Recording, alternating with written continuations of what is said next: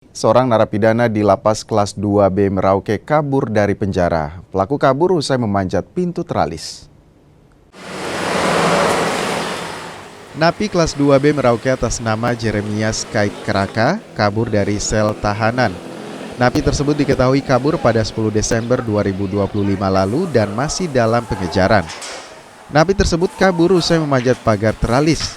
Pelaku kabur sekitar pukul 3:30 dini hari. Petugas jaga yang mengetahui hal tersebut coba mengejar namun gagal. Atau mungkin menyelinap ya, sebelumnya menyelinap gitu. Ada di luar kamar. Dia lewat pintu 5 itu ada satu pintu teralis yang mengarah ke arah blok anak-anak situ. Dia manjat lewat situ. Kemudian pas naik di situ dilihat sama petugas yang ada di pos 1, pos pantau 1. Petugas langsung membunyikan lonceng. Kemudian lompat dia ke bawah sini, lompat lari lewat depan sini ke pintu gerbang.